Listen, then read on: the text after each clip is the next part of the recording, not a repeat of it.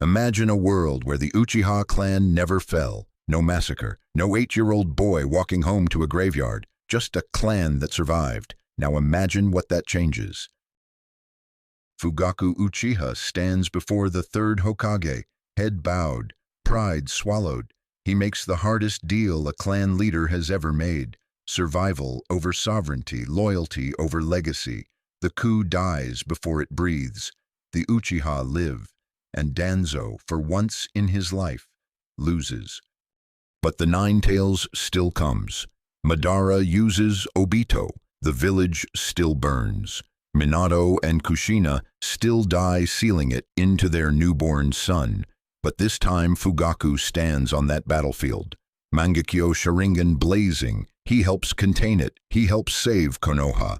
And when morning comes, he is blind, both eyes gone, and the Uchiha are heroes. The village needed someone to blame. They always do. The Uchiha are untouchable now, so the hatred slides somewhere else. On to the child, the Jinchuriki, the thing carrying the demon that killed their people.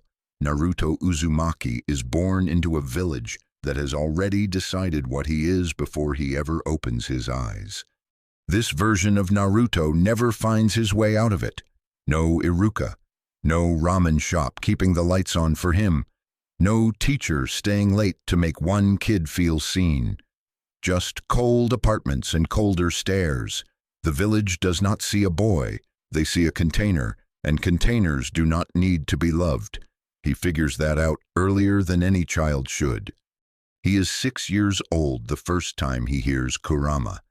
Not a roar, just a voice. Low and ancient, it says, "They hate you." Naruto already knows. It says, "They will always hate you." He does not argue, then stop asking them for something they will never give. And just like that, the fox becomes the only honest voice in his life. Not kind, but honest. And for this boy, that is close enough. In the original story, Kurama is a prisoner who slowly becomes an ally. In this one, there is no negotiation. Kurama looks at this child and sees something it recognizes, built entirely from what the world took from it. They do not bond over hope. They bond over the shared understanding that power is the only language that has ever worked. Now, look at Sasuke.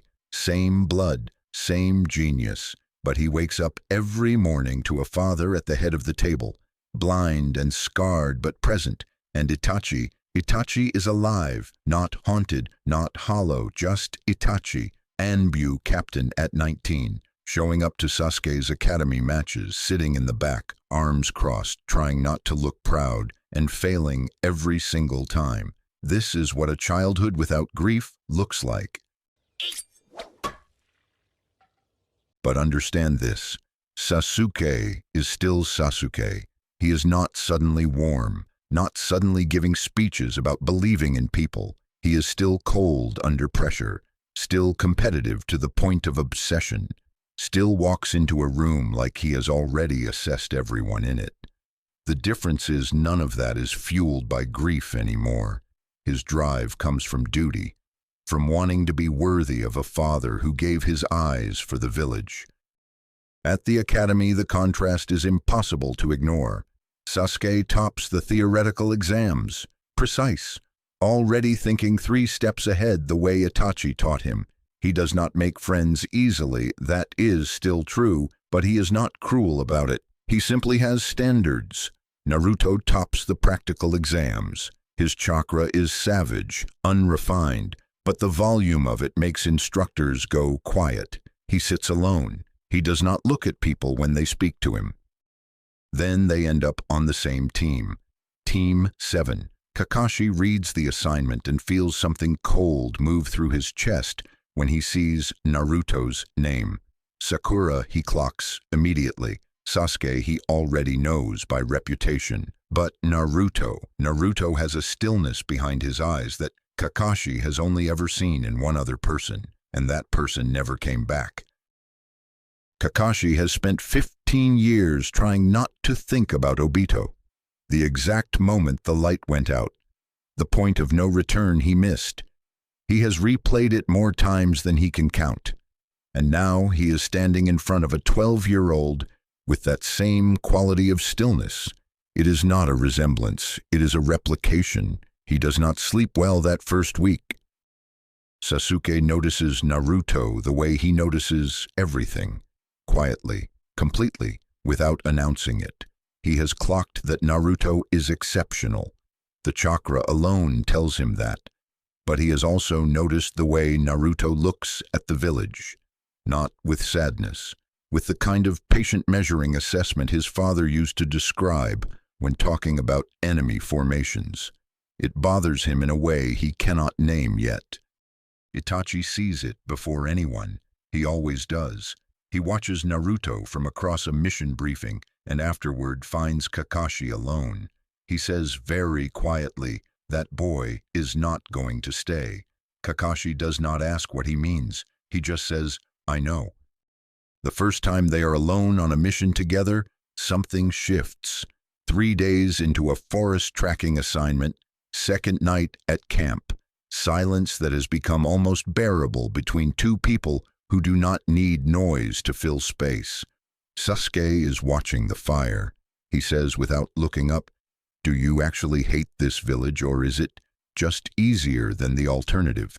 The silence that follows is long, and then Naruto says, "What alternative?" And Sasuke looks at him, really looks. Kurama feels the shift and says nothing, which from Kurama means everything, because Kurama has been the architect of Naruto's worldview for 6 years.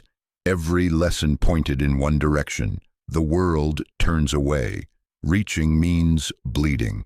And now an Uchiha boy with no reason to care has asked the one question nobody ever thought to ask. Kurama does not have a counter for it. By the time they return to Konoha, Sasuke has made a decision he has not told anyone. Kakashi sees it in his posture and feels his stomach drop. Itachi sees it at dinner and puts his chopsticks down.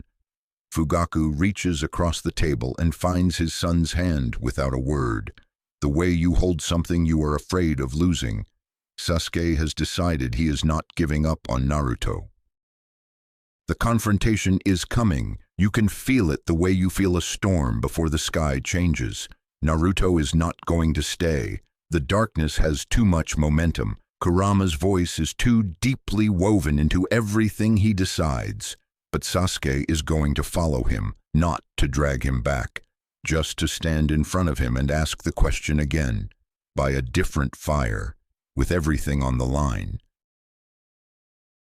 Is this actually what you want? And Naruto, for the first time in his life, is not going to know the answer, and that is the most dangerous thing that has ever happened to him. This is part 1. The story is just getting started.